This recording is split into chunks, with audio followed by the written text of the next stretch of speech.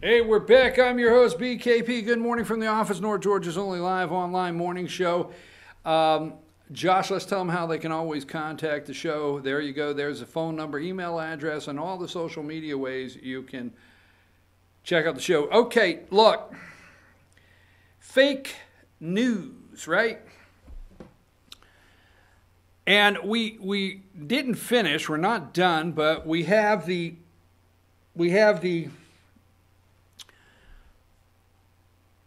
Justin Smollett, is that his name? Smollett, okay.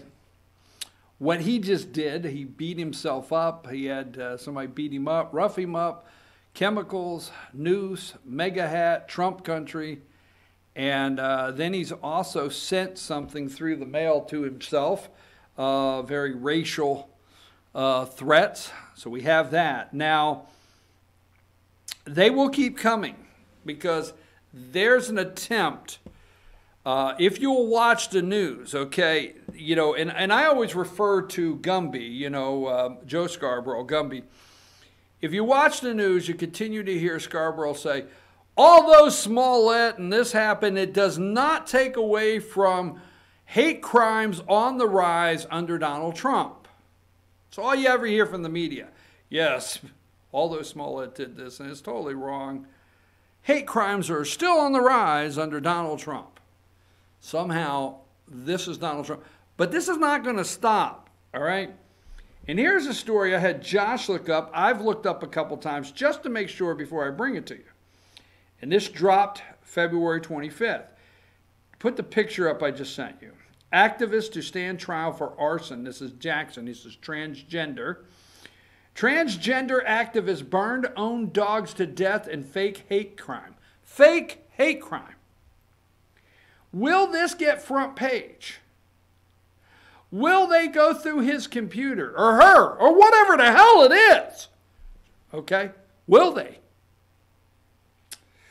What kind of person burns their own cats and dogs to get more attention as a victim? A social justice activist. Okay? Every good movie deserves a sequel, at least a prequel. I just got off the phone with Bill Martinez telling me that there would soon be another Jesse story. And here it is, right after that. Jesse Smollett referring to. When the home of Nikki Jolie burned down in 2017, killing 5 pets, the FBI investigated it as a hate crime. After all, the transgender man and gay rights activist had received threats after having a banner year in a conservative town. In the prior 6 months, he helped open the city's first gay center, community center, organized the first gay festival, and after 18 years of failed attempt, helped lead a bruising battle for an ordinance that prohibited discrimination against gays. For his efforts, a local paper named him as Citizen of the Year.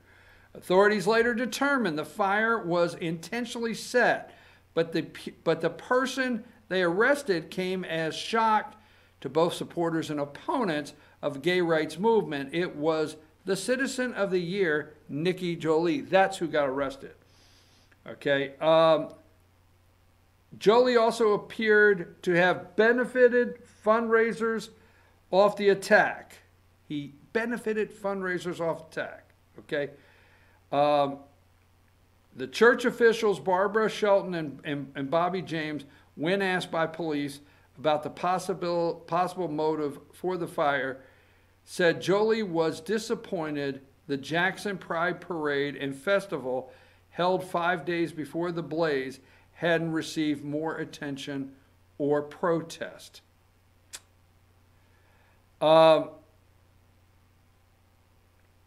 Fake.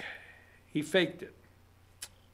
She faked it. Whatever the hell, it's a trend. I don't know if it's Julie, Jolie, or whatever. Faked the story. Right there. Folks, I'm just telling you. Just telling you. Okay, so go ahead and take that down. Yesterday, I want to give a brief on this.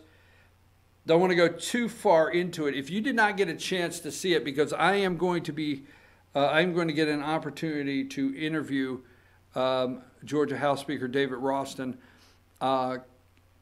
here shortly. Yesterday, the Speaker of the House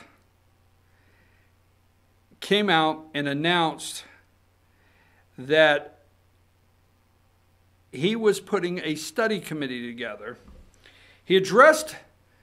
David Ralston addressed the Georgia State Assembly yesterday for 20 minutes concerning a week and a half long of allegations and the yelling into a microphone that Eric Erickson, no talent Eric Erickson's been doing, plus the using his position, plus the 10 that signed on to a resolution asking the Speaker to resign, and other activists out there concerning these court dates that are over and above 5, 7, 10, and maybe 12 years. That being said, the Speaker came out, and one thing he announced that I'm not understanding what they want, okay? They want his resignation, okay? Let me see the bill. Is there a current bill? I spoke to somebody that said, are you happy or are you okay with what Georgia House Speaker David Ralston just said on the floor? And the individual said, no, absolutely not. If he had come to the floor and dropped a bill to change this legislative leave law, that would have been different. Okay. Who has filed a bill? Is there a bill filed? I ask David Clark. Did he file a resolution, okay, to remove the Speaker? You know, I'm going to say this, and I'm going to say this, and the only way I know how to put it together here, you know, when I was a kid, we had a whole bunch of dogs, and when a car would go by, there'd be 5 dogs jump off the front porch, go crazy, and chase that car up to where it made the turn on the top of the hill. We always made a joke. Wonder what happens if those dogs catch that car. So you know the old story that, you know, you've seen many times, a dog take off, try to catch a car. And they run right beside it sometimes. But you always say, what happens if that dog catches that car? If that dog catches that car, that dog looks and says, I don't know what I have.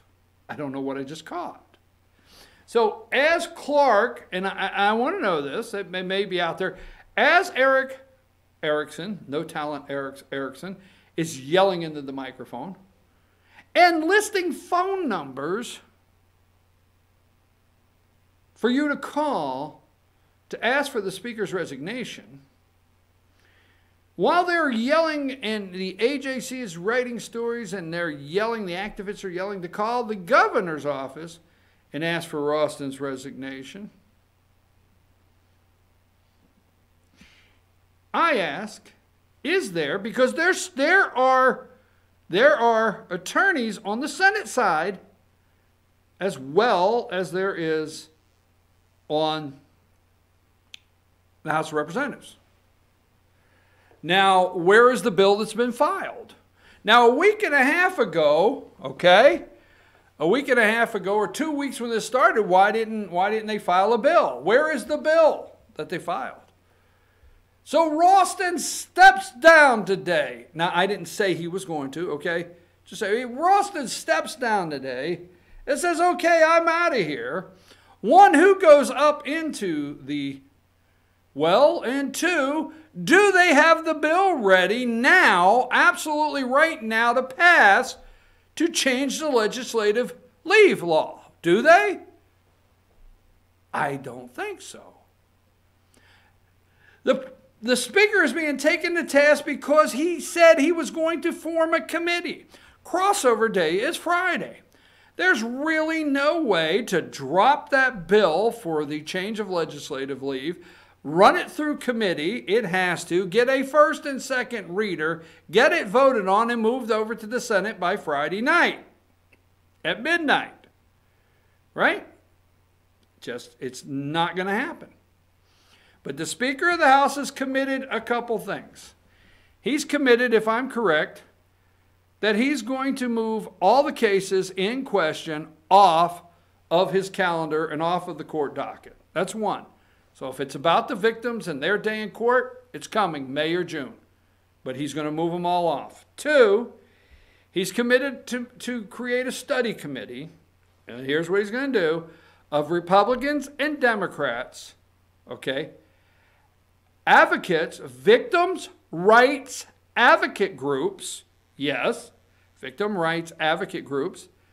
He's going to create the study panel with judges, prosecutors, and they're going to review states, other states that have a legislative leave law for what they call citizen representatives, because these people are only there for 40 days. And they're going to look at those states and then have a committee hearing and rewrite the law. Now, if I will say this, I'm going to look at this camera right now. If next year, one of the very first bills filed is not a new legislative leave law, then the Speaker of the House should step down. That's what I say.